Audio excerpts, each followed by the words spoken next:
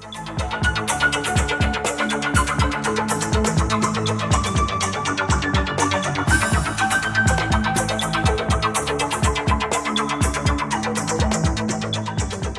Rob here of Scene from Space, with Campbell as well helping me out. This is the Elektron Octatrack. I'm going to be doing a short tutorial on setting up scenes and the more sort of wacky and advanced use of effects in scenes as well. I've started with a fresh part where the first 4 tracks each contain a loop that I cooked up earlier in Logic. I'm using static machines for each of these. You can see they're static there. And a trig on each track to set the loop running. Now if I play this, all the tracks together will probably sound far too busy. Here we go. Yeah, that's a bit of a racket. You can hear the delay tails when I press stop. I've set up some effects and levels for each sound individually, but now I'm going to whittle this down using the scenes so they can work nicely together and give some interesting mixes. Now by default, scene A is allocated to number 1 here, and scene B to number 9. The selected scene for A or B glows red. You can see that. Now by holding down button A, this is how I create parameter locks for the selected scene, which of course is number 1. Now the simplest lock to mute is to mute a track for that scene using the level knob here. Now I'm going to mute tracks 3, hold down the scene A and put that to min using the level, and the same with track 4, put that to min.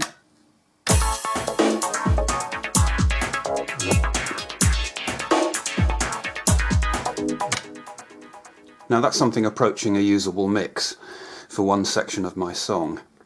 Now if I move the slider over to scene B, you can hear that it sounds just the same as before. That's because there are no locks on scene 9 yet. So now I can do one of 2 things.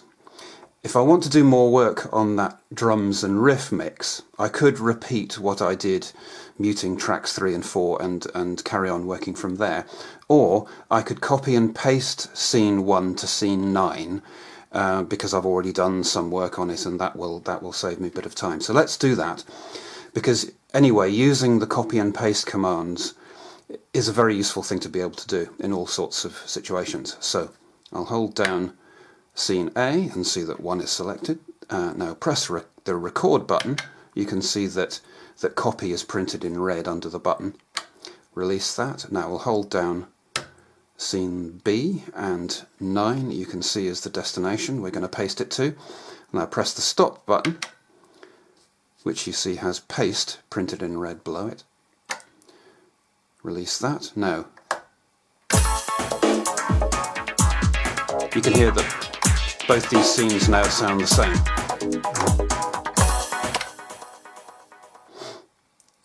Now this is where we can start getting creative. I'll just mute track 2 so that I can fiddle with the drum sound. So that's track 1 selected, where the drums are. Now I'll play that. Holding down scene B, I can start introducing parameter locks for the scene. So let's go into the filters. Let's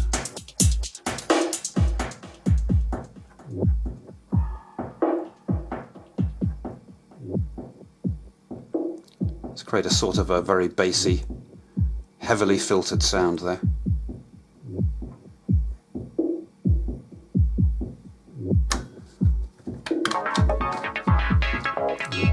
Bring back in the riff sound. Let's go to track 2, and in the same way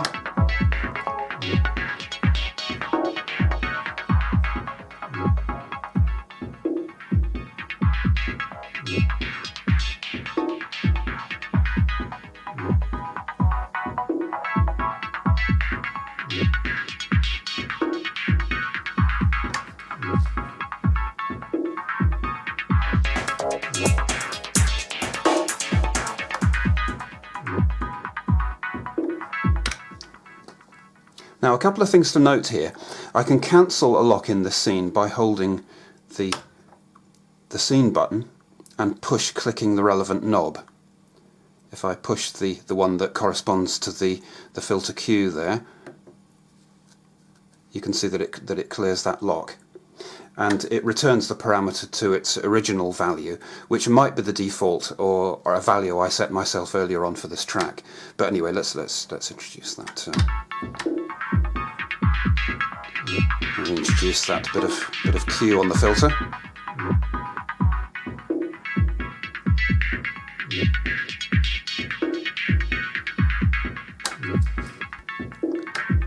Let's introduce a bit more delay into that.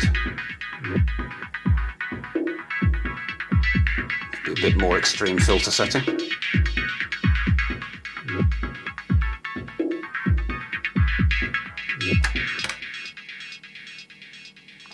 Okay. Now the other thing to note is these LEDs along here corresponding to these effects pages. If I hold down Scene B button, and this is the scene in question, Scene 9, you can see that these two LEDs light up green. Now this indicates that these two pages are ones that have scene locks. You can see I haven't done anything with the playback or the amp or the LFO, so those LEDs remain dark. Okay, now let's move on now. I'm going to copy Scene 9 in the same way, so hold down Scene B and copy, and create a new scene in slot 2. So I'll hold down the A button, press 2 and paste. And now if I play Scene 2, it sounds exactly the same as the previous one. So I can crossfade between 9 and 2, and apparently nothing happens. Now I'm going to mute track 2, and I'm going to, on track 1, I'm going to radically change the filters. Sorry, wrong button. Wrong knob again. I'm going to create a sort of a hi-hat kind of sound.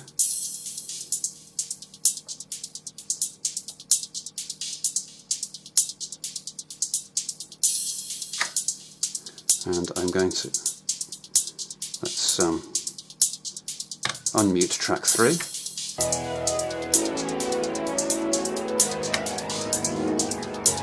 Let's put in some fairly heavy filters on this as well.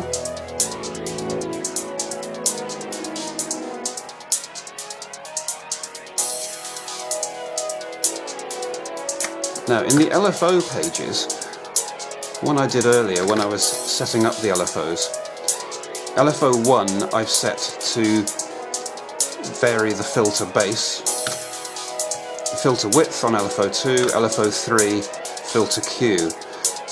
You can do lots of interesting stuff with this, and I've got them going at various speeds. Into this scene,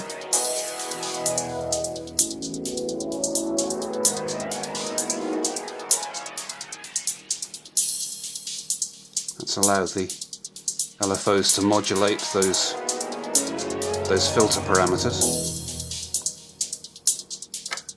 and maybe a bit of extra delay as well.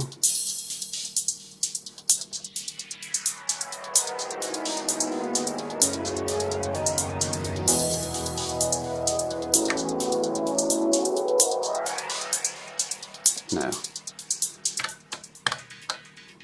we've got that riff still going there, so we'll just take that out as part of the scene.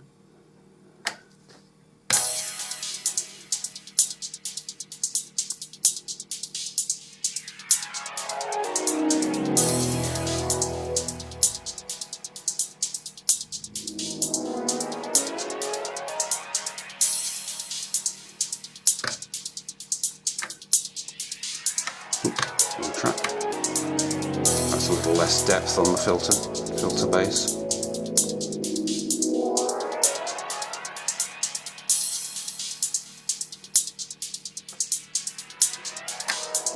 Anyway, fiddling around with that for a bit longer could produce better results probably. Now let's crossfade between these scenes.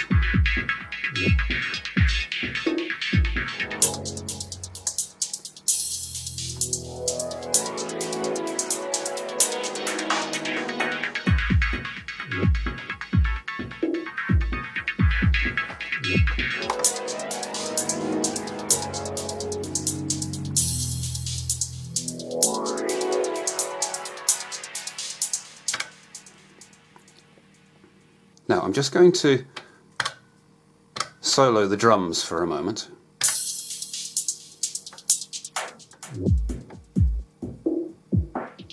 Now if I crossfade between these two scenes, and what's happening here really is, more than anything else, it's the different filter settings that I'm crossfading between. And with a bit of delay on that track, and let's go back to the correct track, that does help. On this scene I could put a bit of extra delay, a bit of extra feedback and more send.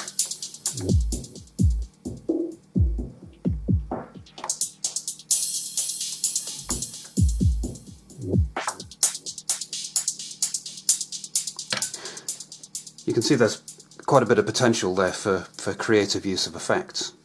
I'm going to bring all the other tracks back in and I'll create a new scene. So we're in scene 2, so I'll copy scene 2 and create a new one in scene 10. Paste. So let's play scene 10. Sounds pretty much like the last one. Let's bring in track 4 now, which has been muted up till now.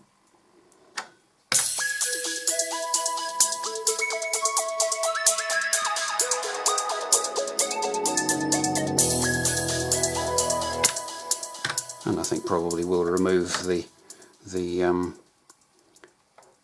extra lock settings on the drums.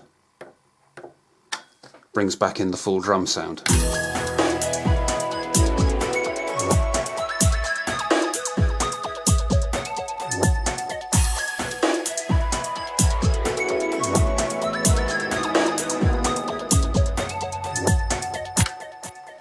Now I'm going to let you into a nice trick here. If I flick between these two scenes, that high arpeggio sound cuts off rather abruptly. So if I'll just play this scene and then crossfade over.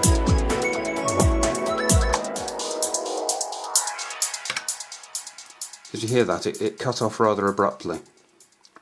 So now this is where it's good to understand the difference between the level control in a scene, and in this page you have the amp volume. Now the level control comes after the effects and the amp volume comes before the effects. Now if that seems like a rather subtle distinction, I'll show you what happens if I swap them over. So for the track 4 in scene 2, at the moment I've got the level set to minimum, so I'll just pop that back on. We'll go into we are in the amp screen, and I'll put that volume to -64. Now, there's at first, rather subtle difference.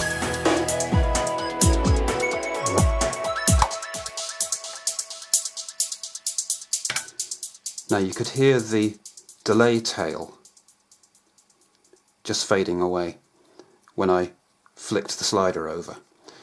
You could even exaggerate that by going into the effects page and maybe whacking the send up, maybe a bit more feedback and maybe a bit more extreme filter setting on the delays. Let's try that.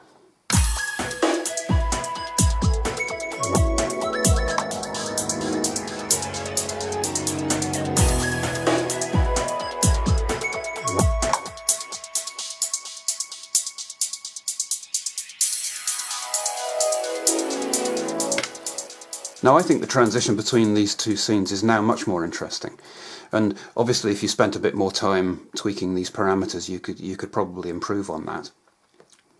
Now I'll just go back to scene 1 and just a reminder of what that sounds like. This riff, I'll just solo it, so you know the one I'm talking about. Now I'll go into the edit screen, and you can see that something rather odd happens halfway through. The sound obviously changes there in some way, but I've set the track length so it only plays the first half up to this midpoint where this change happens. And you can see it'll loop when it gets to that point. There you go. Now I'll come out of this. Now I'm going to lock the start point for this sample halfway through, and you can hear the difference. So I need to go into the playback page, and using the start parameter, I'll set that to 64. And now let's hear the difference.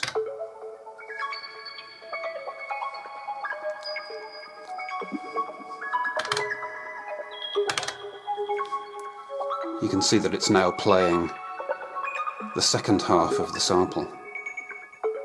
It begins the loop there,